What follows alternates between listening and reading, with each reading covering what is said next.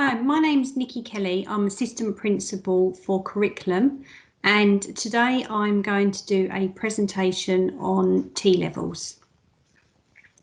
So why T-levels? What are T-levels? So they are new courses which follow the GCSE's equivalent to 3 A-levels. They are a level 3 programme which is going to be a 2-year course, and they will be launched in September 2020. So therefore there are some colleges who are already delivering T-levels. They are developed in collaboration with employers and businesses so that the content meets the needs of industry and prepares students for work and further training.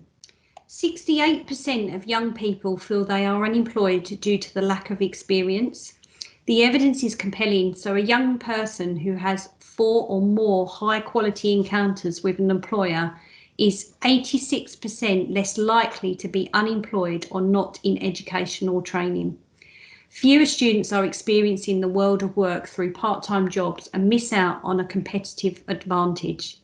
Around 80% of employers think work experience is essential, and 2/3 of employers would be more likely to hire a young person with work experience over someone with none. Another key barrier to employment for young people is that they often don't know what skills they need or what employers are looking for. There is an inconsistency between the skills employers expect applicants to pose and what the curriculums deliver.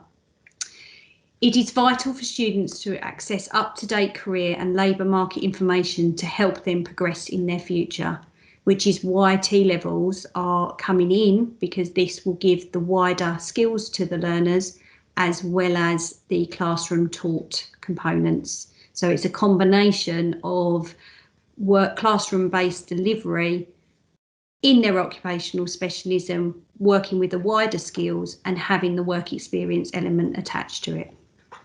They are a mixture of classroom learning, on-the-job experience during industry placements. So employers and providers have worked together to develop each T-level with support from the DfE and the Institute of Apprenticeships. Groups of employers define the skills required for each T-level course by participating in T-level panels, which are called Trailblazers. The DfE didn't want any duplications on courses that are covered by T-levels or A-levels, which means there will be the removal of some applied general qualifications over time as T-levels start to become developed. So T-levels generally, learners have a choice when they leave school of either an apprenticeship, applied general, which are your BTECs, your cash or your NCFE style qualifications, which usually are 1 year, and technical qualifications or an apprenticeship. So the government's plan for the future is for students to have the choice of either A-levels, T-levels or apprenticeships. The qualifications themselves will be made up, as I said earlier, they are a level 3 programme over 2 years. They have a variety of components related to them. So they have a core content, which will make up around about 20 to 50% of the time. They will be looking at knowledge and understanding, the concepts, theories and principles, and core skills.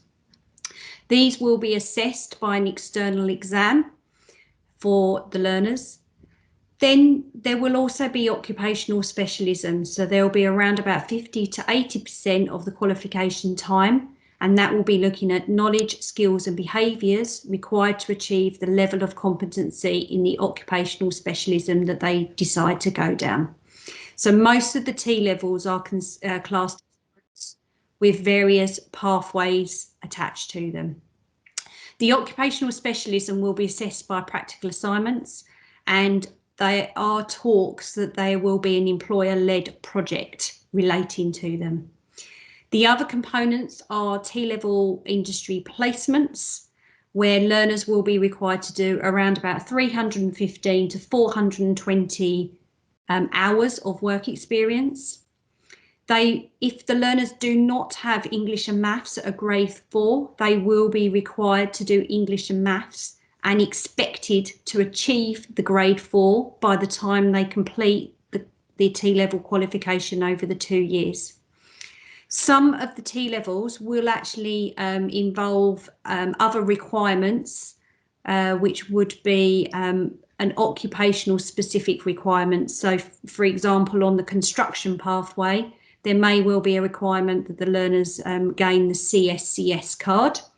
Another example would be early years, where the learner would have to complete a licence to practice.